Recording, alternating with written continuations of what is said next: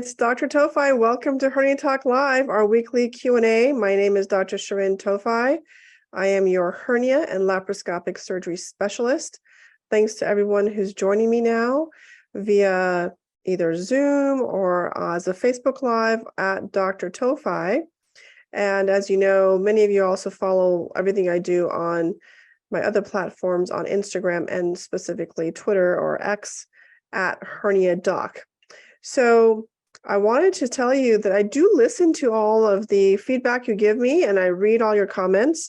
I answer a lot of them.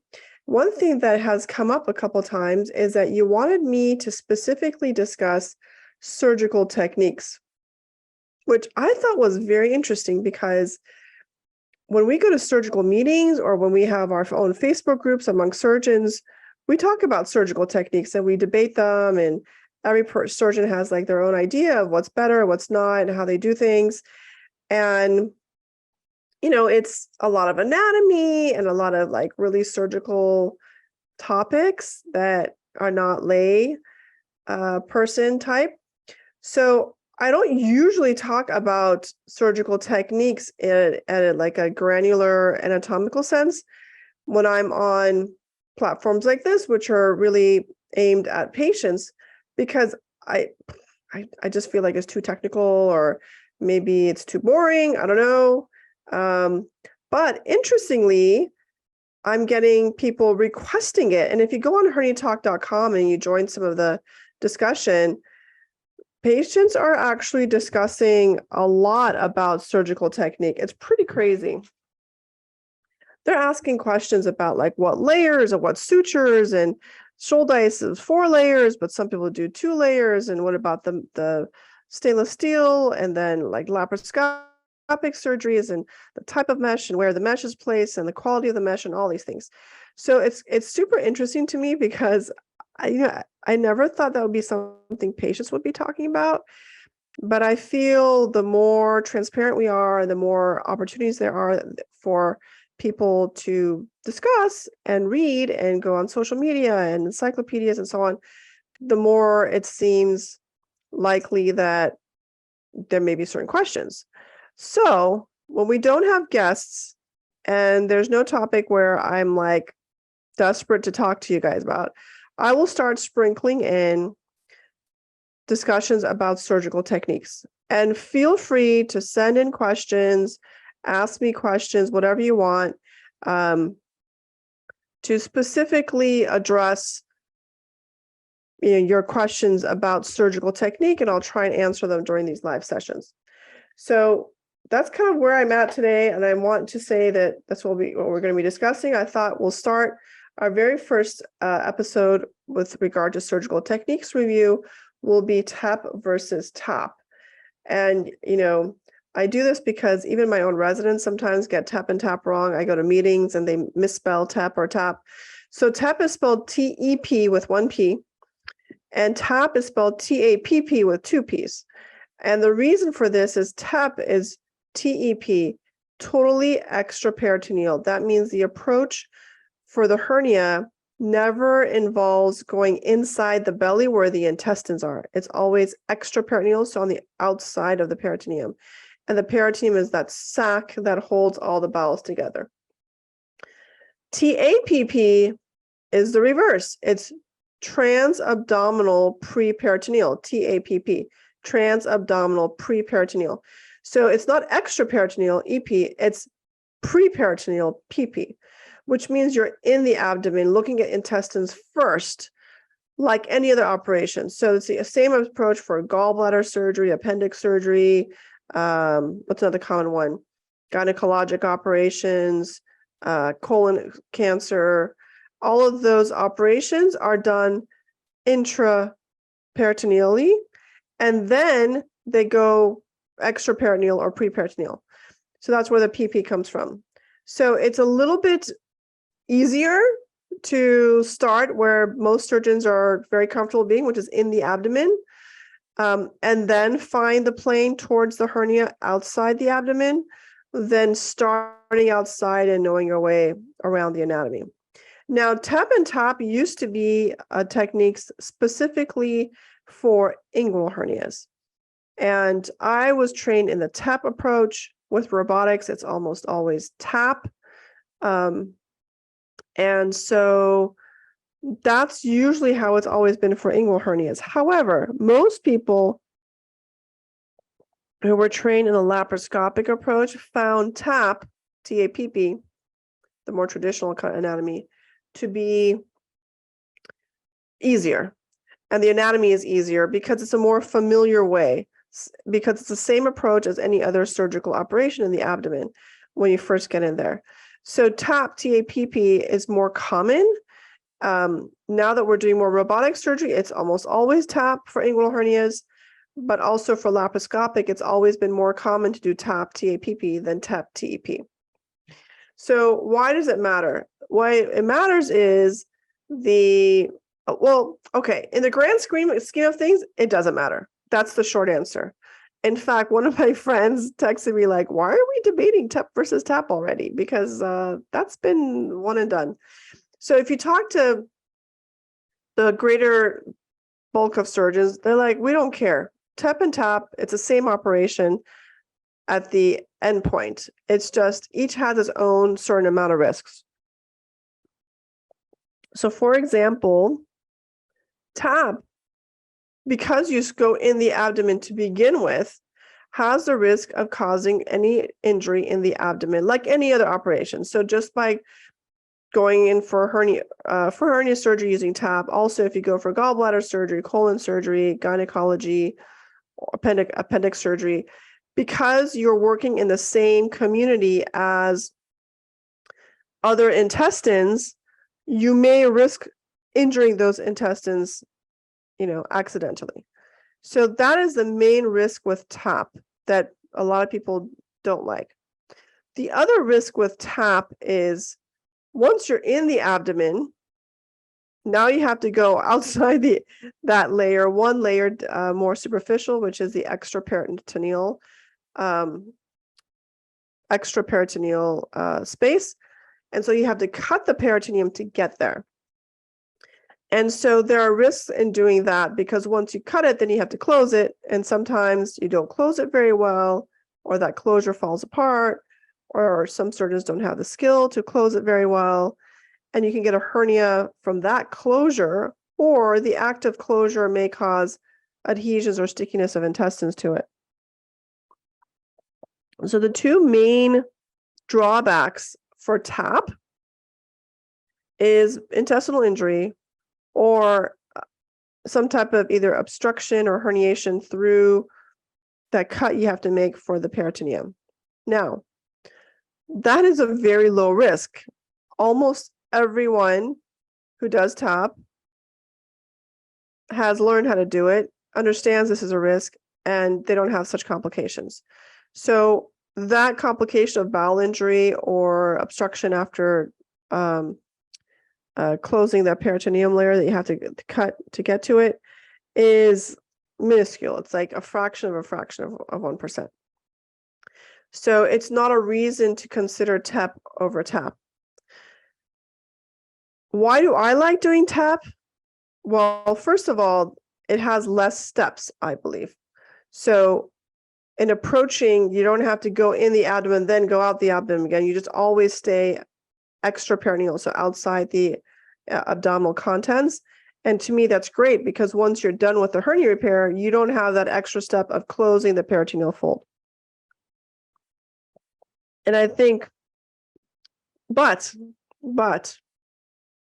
the anatomy is much more complicated. And most people who don't do TEP don't do it because it's a very difficult anatomy and therefore it's harder to learn. So most people learn TAPP and never go away from TAPP. I learned TEP.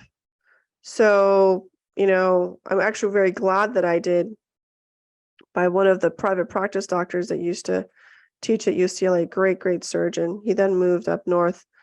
But he was a great surgeon. And I really took careful notes about how he did it because he did a very, very good inguinal hernia repair out in the community. So obviously there are drawbacks with TEP as well. So one of the drawbacks with TEP, TEP, is you can't do it.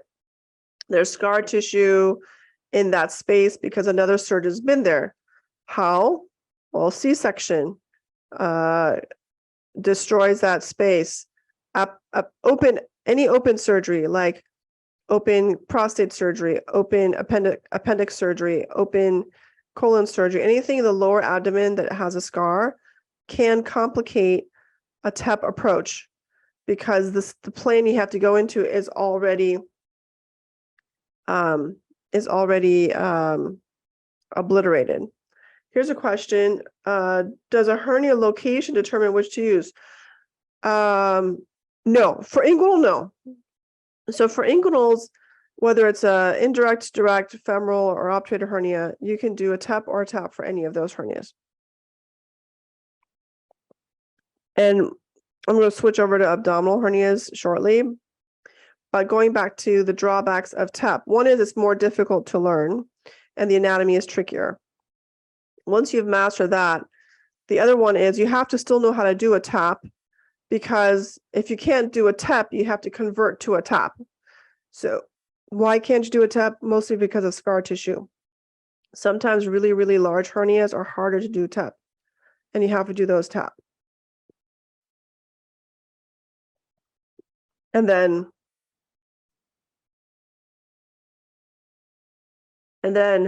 the really big hernias, you have to go inside the abdomen and take down all that intestine, because you can't, so like an incarcerated hernia or any hernia that's stuck, you have to unstick it or unstuck it. I don't know what's the right term for it. I think unstick it. So you got to take it out intra-abdominally, and then you can convert to TEP, but some people just stay intra-abdominal and do a TAPP. So that's kind of where it is with TEP versus TAPP. Now, is it possible to injure bowel with a TAPP? Remember, I said the most dangerous kind of reason for TAPP is bowel injury.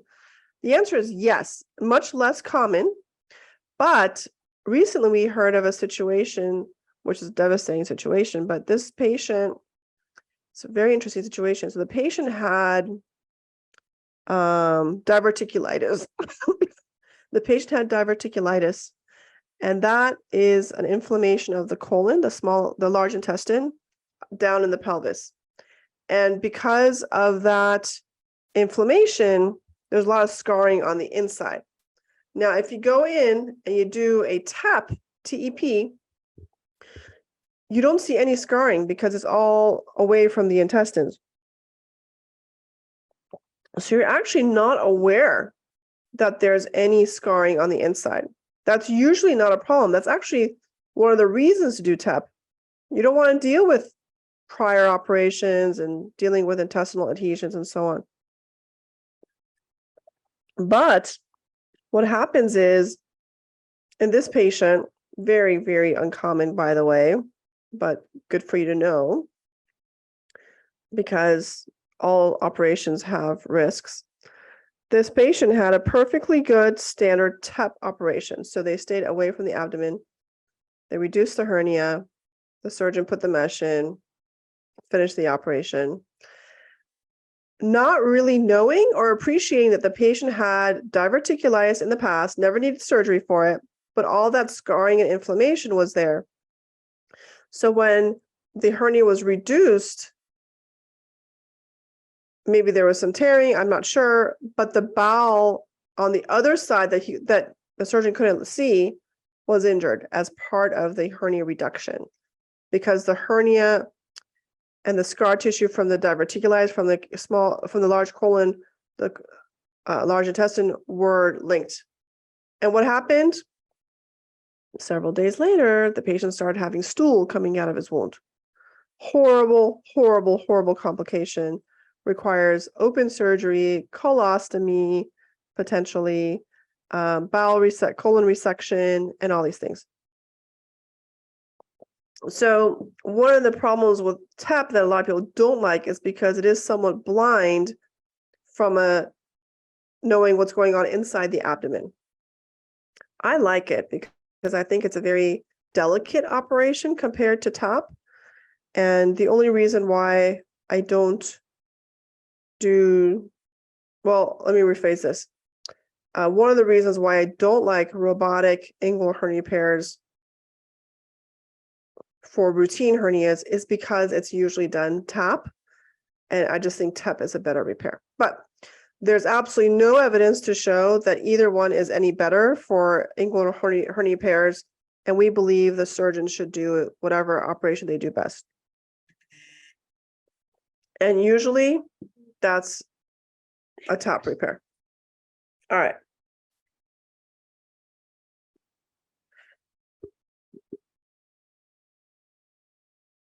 Okay, so then the question is, didn't you say TEP and TAPP is also for things other than inguinal? Nowadays, yes, it didn't used to be. So now that we've mastered inguinal hernias, we can try and think about doing other hernias like belly button hernias and some incisional hernias, TEP or TAPP. So what does that mean? That means the techniques that we're promoting nowadays as advanced abdominal hernia repairs almost always include using mesh that's not touching intestine and not touching bowel. Those of you that are on a lot of the Facebook forums and the forums where people are mesh injured have seen patients who have had intestinal fistulas and erosions of mesh onto their intestine. Mesh was not intended to be placed right on the intestine. Back in the days, in like the 40s and 50s and 60s, they were routinely placing mesh on the bowel, and then they started learning that's not a good idea because there would be erosions, not in everyone, but in a lot of patients there were erosions in what's called fistulas.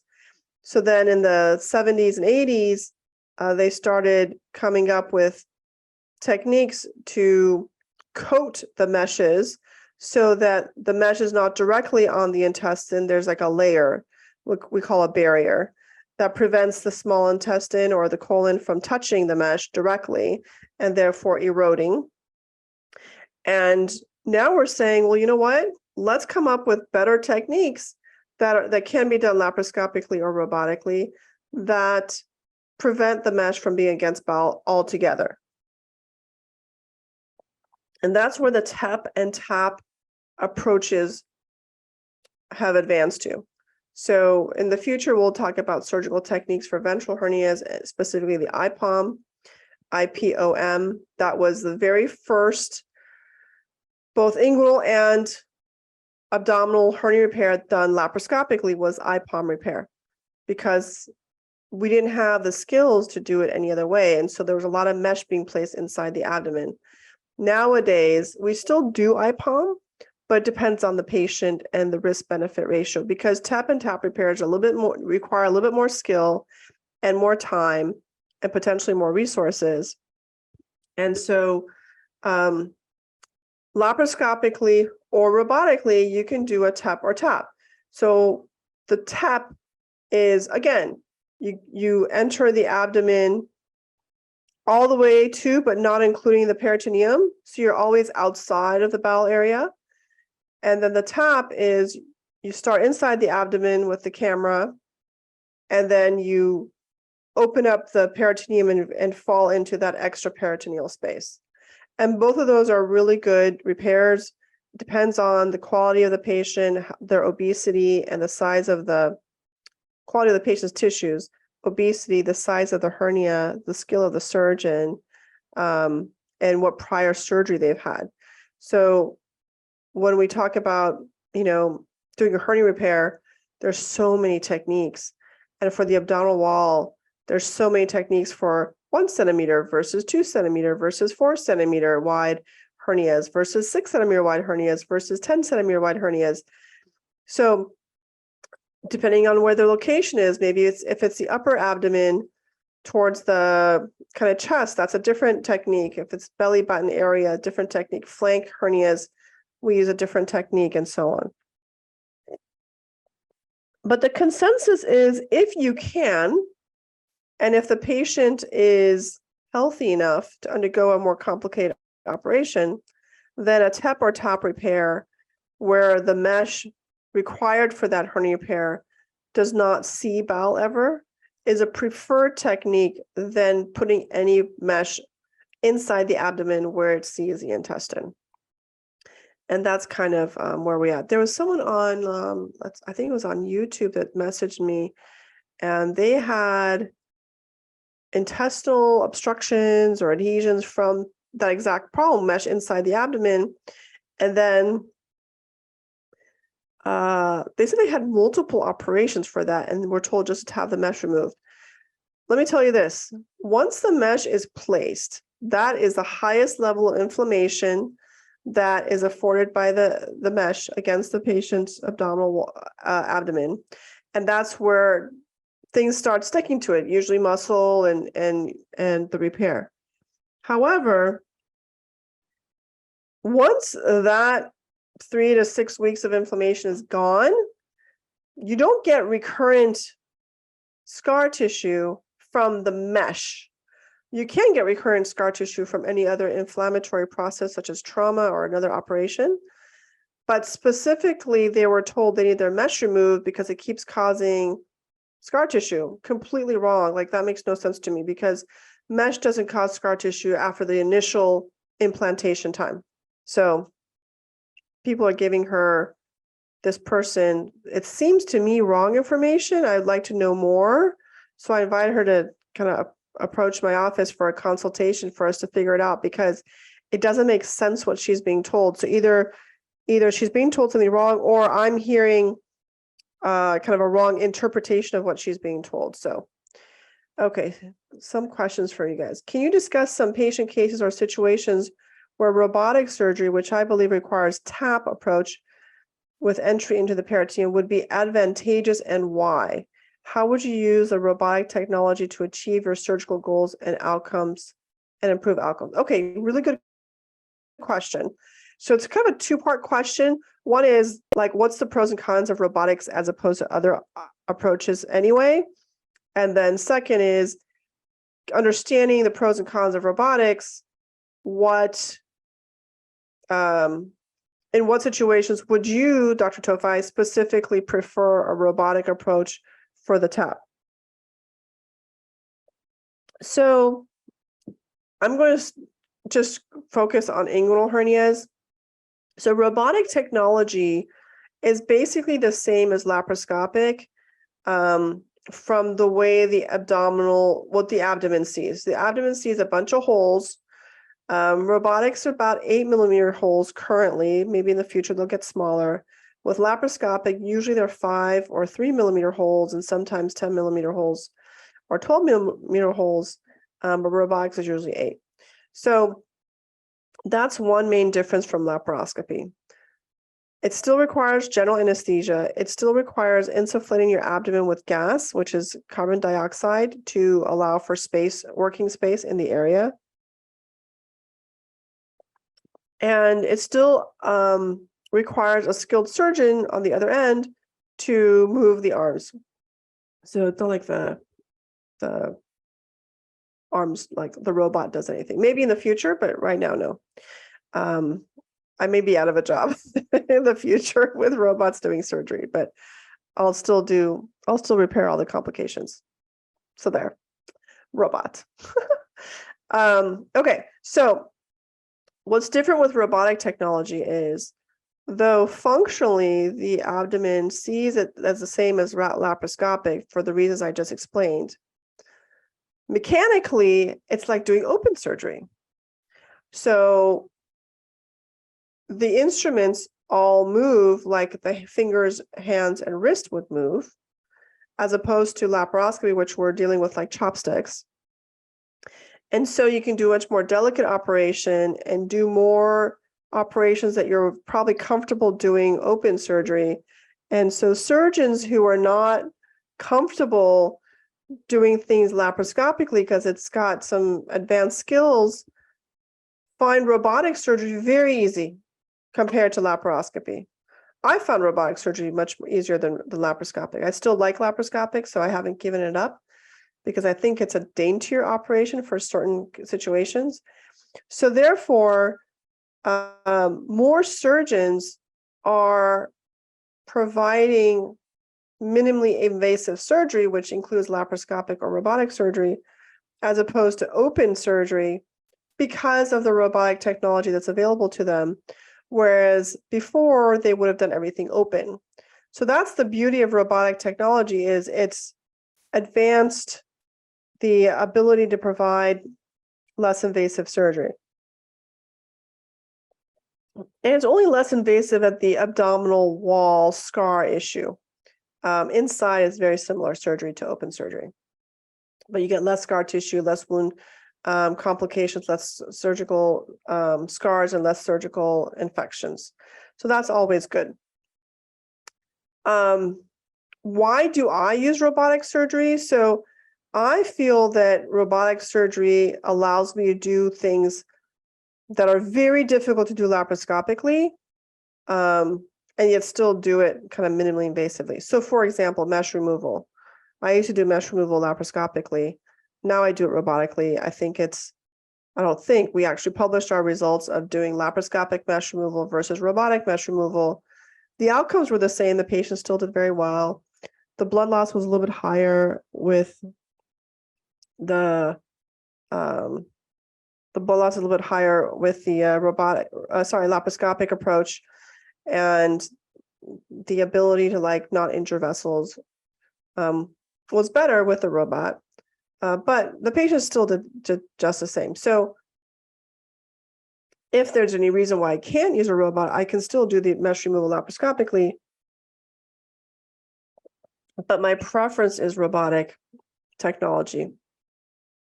The other reason why I would do anything robotic are these large inguinal scrotal hernias. So most hernias that I see that are in the groin are visible, but they're not down to the knee. You know what I mean? They're visible, they're easily reducible, and so on. Every so often you have someone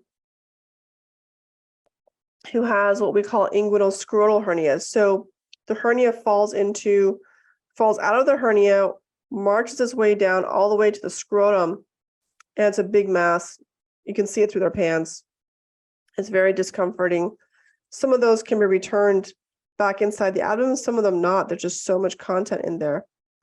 Those cannot be done TEP, TEP. Those have to be done TAPP, at least initially, because all that bowel needs to be reduced before you approach the hernia itself. And if you're elderly and not healthy, I can do those open, no problem. But if you're young and healthy, laparoscopic repair is always better from a rehabilitation standpoint. And therefore, what I recommend is the robotic approach, because it's much easier to kind of close off that space and do whatever sewing we need to do with the mesh.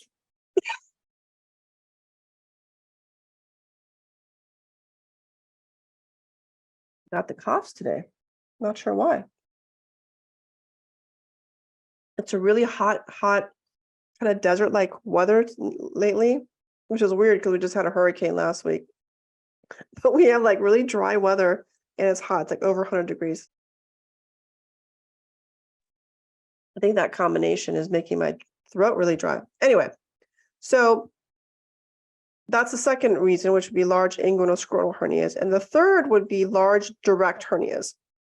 You've probably heard me talk about direct hernias before. It's different than your typical indirect hernia, because with direct hernias, you have a weakness or laxity of the muscles, and you need to taper that down or plicate it, and that involves sewing. You can do it laparoscopically too, but it's not as nice. So for a small one, I'm okay laparoscopically, but with larger ones, I prefer robotic. Again, that's completely my preference. I can bring other surgeons here and we can debate all day about the intricacies of that. And some surgeons don't even like laparoscopy, so they wouldn't do any of this laparoscopic. They would do all of it robotically. And so for them, the answer is, I would do everything robotically. And that seems to be the case, especially as newer trainees are being educated on the robot. They're not getting as much experience laparoscopically, although my residents are, but other residents may not be, and so they don't even really have the skills to do or know how to do it laparoscopically to begin with. Okay, here's another question. Does previous open standard hernia or sports hernia repair, which included suturing the rectus to the pubic tubercle or the mesh to the pubic tubercle, sometimes complicate the retrorectus dissection, preclude the use of TEP? No, it does not. So I've operated on NFL players who've had sports hernias repaired and rectus tears and so on. And I've done those TAP to EP. Most sports hernia repairs and suturing of the rectus to the pubic tubercle are done from an anterior approach and do not in any way affect the posterior space, which is a space behind the muscle. And even if it does, it's very little. So even patients who've had other operations in that space, which includes prostate surgery and bladder surgery, C-sections, the most common, all of those, I still carefully do a TEP repair, and understanding that I may have to convert to a TAP, but again, I told you I prefer TEP, so that's my preference. But a lot of people would either not do it TEP and they would start TAP, or they would just not even offer it. But any operation done anteriorly, so in the front of the mesh, in the front of the muscle, does not affect your ability to do posterior repair, which is the back of the muscle. Here's another question. Hi, Dr. Tofai. As I listen, I truly don't want mesh if at all possible regarding my hernia type. I mean, that's a discussion that all patients should have with their surgeon.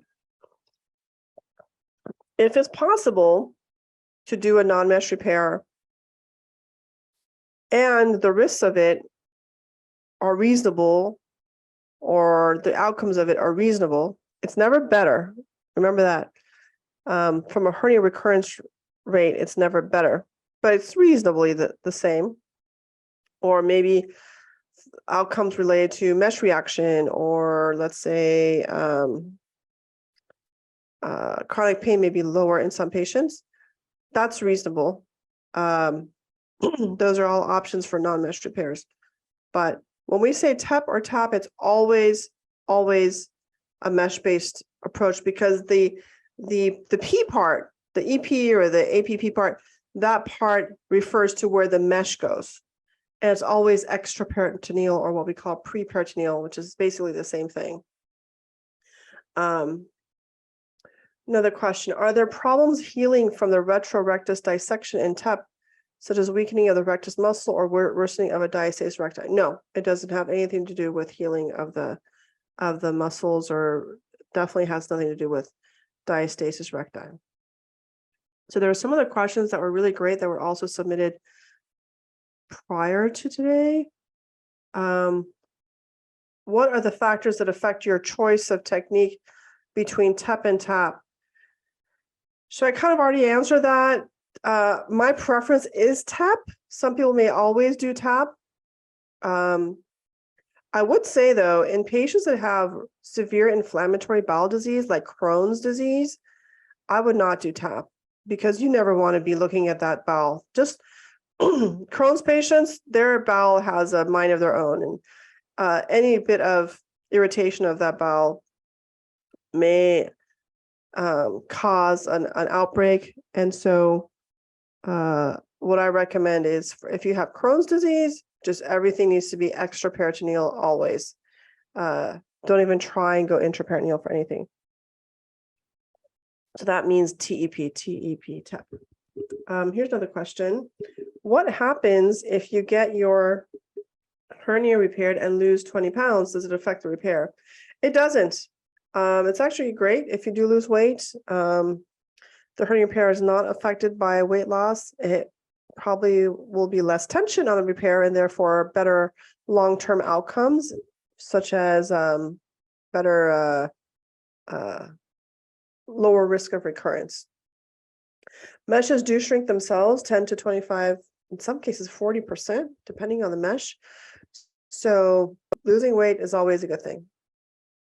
Next question. Do you routinely use a Foley catheter when using general anesthesia in older men with mild bladder outlet obstruction symptoms, which may become temporarily worsened due to the general anesthesia? Is it important to totally empty the bladder to make a smaller target during TAP or TEP? So another controversial question. If you ask any urologist who always operates in the pelvis and specifically the bladder, they will say anytime you do any pelvic surgery, that includes appendicitis surgery, colon surgery, and hernia surgery in the groin, you must protect the bladder by putting a Foley catheter in it. If a specialist says that, then that's what I do. So I almost always place a Foley catheter when doing a TEP or TAP, because you want that bladder to be out of the way of where you're going to be putting the mesh. However, not everyone needs a Foley catheter. Sorry, not every surgeon believes in that. Many surgeons feel it's an extra step, and therefore placing a Foley catheter has its risks, such as increased risk of urinary tract infection. Some people believe that it increases the risk of postoperative urinary retention, which is what you're referring to, and increases the risk of actually injury due to the catheter. Now, none of that has been panned out. There are several very large population studies, including a recent one looking at the entire Kaiser Permanente population, which showed no significant difference. In fact, patients who had Foley catheters did better than those that did not. And there are a lot of ways to prevent postoperative urinary obstruction. One is to make sure that the prostate is already shrunken down before surgery with appropriate medications. Second is to have judicious use of the type of anesthesia you use and reduce how much opioids are used. So all of those are kind of different tips and tricks on how to address that problem specifically. But I always put Foley catheters in because you don't want. Oh, I'll give you a good story. So I had a lady. She was a stewardess, and that part of the story is actually important. She's a stewardess, and she had a incisional hernia, I think from a C-section or something. So she had a hernia repaired in the lower abdomen, very low abdomen, with mesh. By actually a really famous surgeon. Like if I give you the name, you'll know who the name is. And ever since that surgery, she's had bladder problems, like constantly having urinary infections, a lot of pain when she urinates, and so on. And no one could figure it out. And she's had multiple urologists look at her. They did cystoscopy, which is they look inside the bladder, like everything looks normal, your bladder's totally normal. And I think she had a top repair, or maybe she had an IPOM. I'm not sure. Anyway, she had mesh put in, and the mesh was kind of tacked to the hernia. So she's here with her son to see me, and she brought in her images, and I'm looking at the image. I'm like, looks like the bladder is stuck between the mesh and the hernia repair. So basically she had muscle, bladder, mesh, and she had multiple tacks like securing the mesh to the abdominal wall through the bladder. So basically she had a segment of her bladder that was sandwiched as part of the hernia repair. Listen, she had so many CAT scans, not a single person figured this out. I don't understand why. So I told her this, and she's like, wait a minute, wait, hold on. What year was that CAT scan that you look about? I'm like, oh, this is like from 6 years ago. She lost it, and she passed out in my office because it basically occurred to her that from the very beginning, when this happened, it was visible on imaging let alone not only to her surgeon, but to the urologist did all the, and the radiologists and the ER doctors. Everyone had missed it. So I showed it to one of our urologists. I said, hey, can you help me out? Because I need to take out the mesh, and then I need your help to address any injury to her bladder by removing all these tacks and sutures from her mesh that are through the bladder. And he's like, this is nuts. Are you kidding me? So, of course, we did all that. She was cured. Very grateful, obviously, but she could not stop crying in my office because she was misdiagnosed, and to the point where she was told it was all in her head. Can you believe that? What a story. So I went back and looked at her operative report to see if they used a Foley catheter, and they had not. This is where the stewardess story is important. So I said, you never had a Foley catheter in during your surgery. She's like, well, that totally makes sense, because as a stewardess, she was like an old school stewardess, like not modern day. We were discouraged from going to the bathroom while working. And so as a stewardess, they would hold in their urine for a long time and probably stretched out her bladder beyond where a typical patient would be. I would argue surgeons are the same, because we don't, if I'm operating, I'm not stepping out to go urinate. I'm just going to hold it. And in fact, your brain kind of shuts down all those sensors about like your bladder is distending until you're done with surgery. And you're like, oh boy, I need to go to the bathroom. So she said we were trained to just kind of hold it because it was inappropriate to constantly go to the bathroom. And sometimes these are like 4, 7, 12-hour flights. And therefore, her bladder was much more distended than the typical patient. And so she was probably told to urinate before going under anesthesia, being wheeled to the operating room. She probably did, but she probably never emptied her bladder because she had a large bladder. And that's the way she was used to it. So she probably, and talking to other urologists, it's actually not uncommon for people to incompletely empty their bladder. So they go pee, but they don't actually empty their bladder completely. So those surgeons, I feel, those surgeons who feel like, oh, we'll just have the patient urinate before surgery to prevent using a Foley, I think they're fooling themselves, because there's a fraction of the population that will not empty their bladder like this lady. And then now you're working in the same space as a full bladder, not knowing there's a full bladder, and then there's a risk of bladder injury. That's my shtick.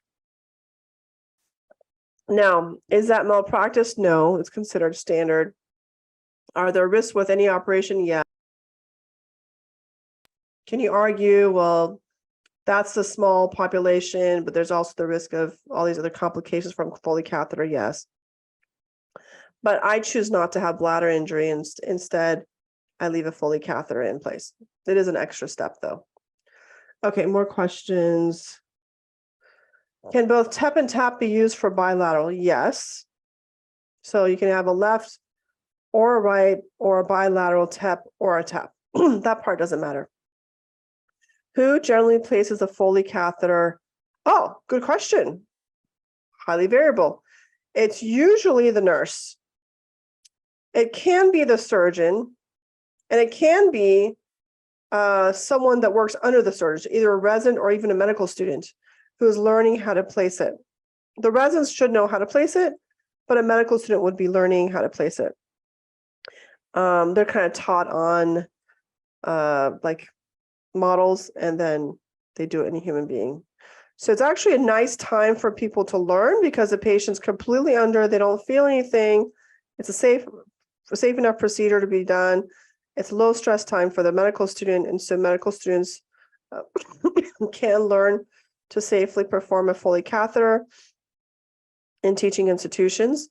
But usually it's a nurse or the surgeon themselves, or the resident in training, which is similar in quality Foley catheter placement. No, the anesthesiologist does not do anything below the neck. They don't. They're just airway. They don't put in catheters. So I hope you like that story. Okay, let's move on with more of your questions. Let's see. What are the benefits of not entering the abdominal cavity? Well, I just went through the benefits and the risks, right? So there are risks in that. Let's see. Is a TEP repair more difficult to perform than a TAPP? So most people think a TEP is more difficult because the anatomy is not native to them. How do TEP and TAPP compare in terms of intraoperative and postoperative complications? Overall, they're similar. Chronic pain and recurrence, no difference. So the outcome of the hernia repair itself is no different with TEP versus TAPP. Are there additional difficulties in performing TEP or TAPP robotically? No, it's really easy actually to do a TAPP robotically. TEP, okay, so here's the thing with TEP. It's actually a smaller working space, and it's one reason why many people don't like TAPP. It's because you're kind of constricted into a smaller space. It's also why I mentioned earlier that the really large hernias, we don't do TEP because we need we lose a lot of our working space. That's really the reason why. So what was the question again? Additional difficulties. Oh, and therefore, robotically, you need space for the robotic arms that you don't need for the very thin laparoscopic instruments. And so for inguinal hernias, TEP is usually not performed. Now, there are recent modifications where they do what's called ETEP, which you can do robotically. For ventral hernias in the abdominal wall, it doesn't matter. You can do TEP or TAPP robotically. Both are equally done well. And let's see another. Ooh, so all these questions. You mentioned plicating a direct hernia during TAPP or TEP. How do you avoid causing increase? How do you avoid causing increased tension in the repair when doing this laparoscopically, which may cause chronic pain? You don't. So you don't make it tight. This is just purely to plicate. It's not intended to be a strength closure in any way. It's not a tight fixture. How does it involve how the mesh is placed and fixated? So the purpose of plicating a direct hernia, we've discussed this in prior sessions, is to prevent bridging of the hernia mesh of the hole. So you don't want to bridge the hole. You want to fill that hole. And the way you fill that hole is either close that, you basically reduce the very redundant tissue and allow for like a space of tissue onto which the mesh should lay. Can you resect the genital branch of the genital femoral nerve for chronic pain by TEP or TAPP? Yes, you can, actually. And is it proximal enough to avoid muscle innervation? So the genital branch of the genital femoral nerve, the only muscle that we know of that it innervates is the cremasteric muscle.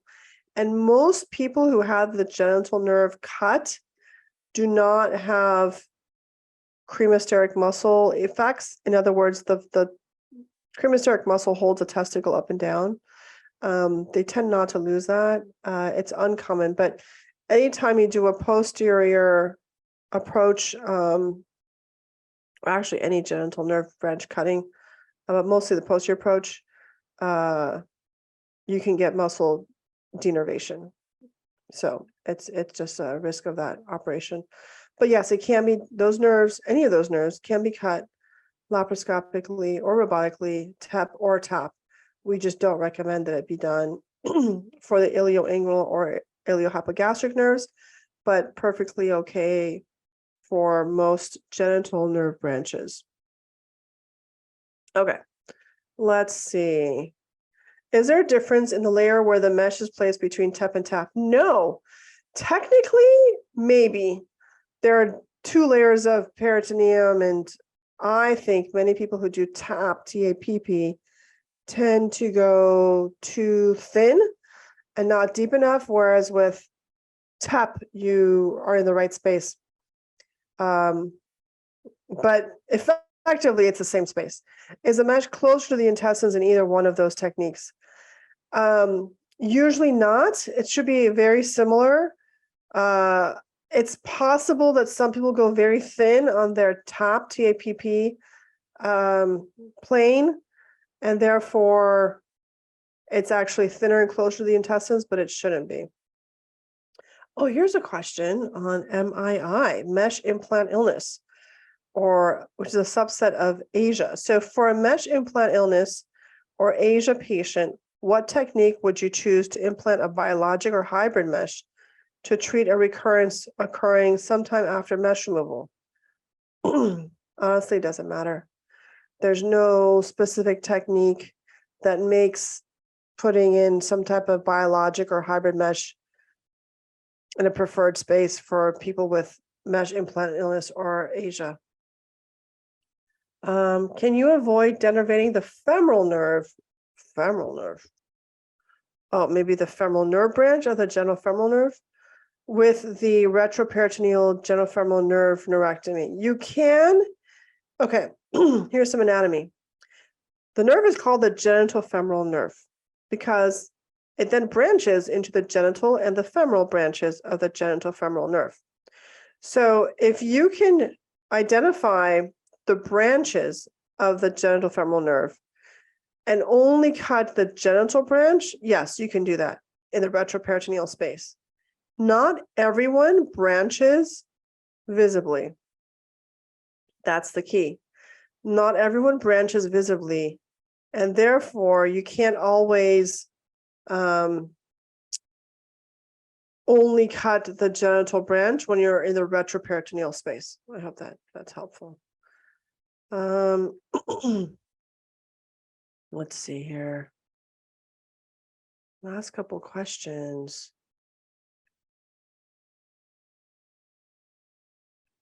Would TEP be contraindicated for a patient with dense intraperitoneal adhesions from previous surgeries because the abdominal cavity is not entered and consequently adhesions are not lysed? What? Look at you. I literally just went through this one very unique situation. Wow, you are smart. I tell you, my audience is so smart. Let's see. Would you always choose TAPP for a patient with dense adhesions because you have to enter the abdominal cavity? No. So depends on the situation. If you have dense adhesions in the abdomen from prior operations, I personally prefer to stay away from those adhesions. And if it's a small enough hernia, that's perfectly safe to be done TEP, TEP. Now, if you have a big piece of bowel inside the hernia, then you should still do those TAPP, TAPP, or just don't do it. Do it open. Don't do it laparoscopically or robotically. And then secondarily, if you feel you have some bowel or something stuck and you have intraperitoneal adhesions, you have to be super, super careful if you want to do TEP, TEP. Otherwise, go back to the earlier part of this hour where I specifically discussed what happened, which was the patient had a perfectly good, safe, what seemed to be a safe TEP, TEP hernia repair laparoscopically, and then they had stool coming out of their wound 3 days later because the bowel inside the abdomen, where you're not seeing the bowel, was injured while they were operating outside the intestinal cavity, which is in the TEP repair, because they specifically had multiple bouts of diverticulitis with dense inflammatory inflammation and stickiness and adhesions. And that's kind of what happened. Let's see. I've been told my mesh is adhering to part of my bowel. Okay, so if you've had any mesh inside your abdomen, which is usually what we call the IPOM, IPOM technique, then you probably do have mesh stuck to your bowel. That doesn't mean the mesh will erode into the bowel. And if it hasn't eroded yet, the likelihood is it will not erode in the future.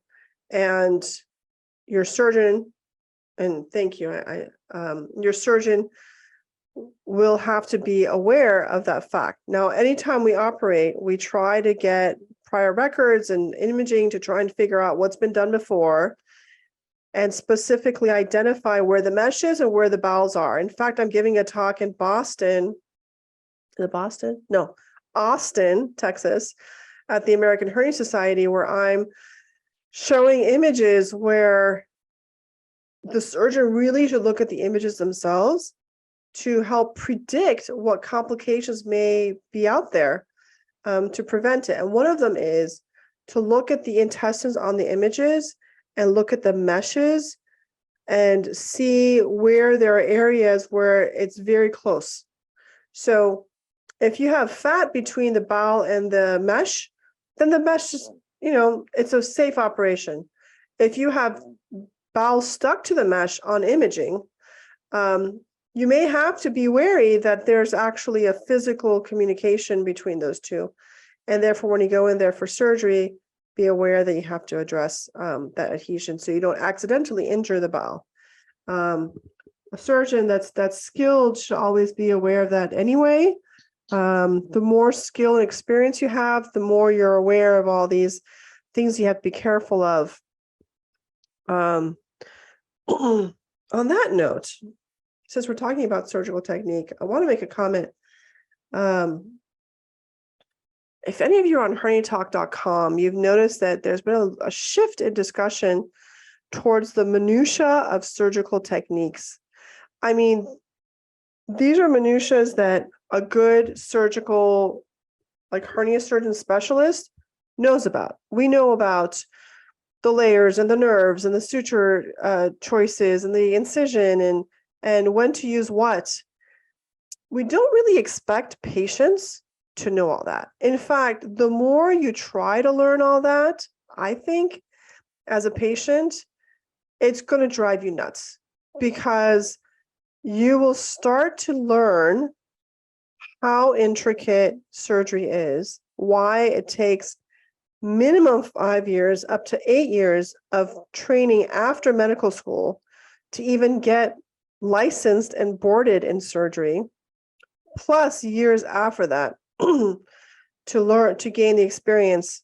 So when I do an operation, there's a million things in my mind that I'm already aware of and that I kind of subconsciously go through. I don't expect patients to know all that.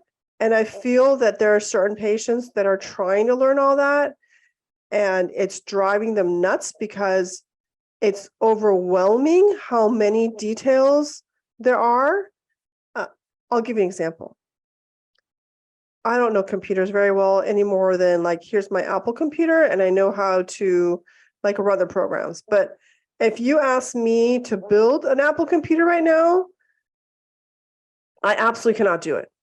Okay? I'm not skilled to do it. I wasn't trained to do it. I didn't do any education about it. But could I potentially go online and start learning about all the CPU units and the way that the board works and all that? I mean, probably I can try if I had an interest in it, but it would drive me nuts because I don't have that background at all. So I really hope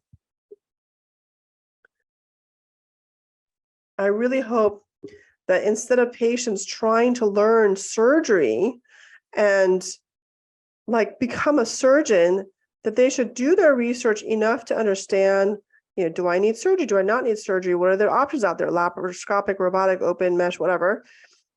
And then go see more than one surgeon so they can get multiple with a list of questions, and then trust that surgeon based on your interview and your interaction with them and their experience or whatever to do the right thing.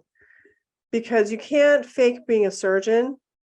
And I'm very concerned about the direction that a lot of the discussion is going on HerniaTalk.com, because it adds to the anxiety of surgery. And then these patients, they go to a surgeon and they start asking questions about different techniques and sutures and Bassini versus McVeigh versus DeSarta versus Schuldeis, and then Why do you do it this way? What if it's a direct hernia? What if it's, and you're driving yourself nuts. You're driving the surgeon nuts. And most surgeons don't have my patience and won't sit there and try and answer every single question. And at the end of the day, you're not going to be doing the operation anyway.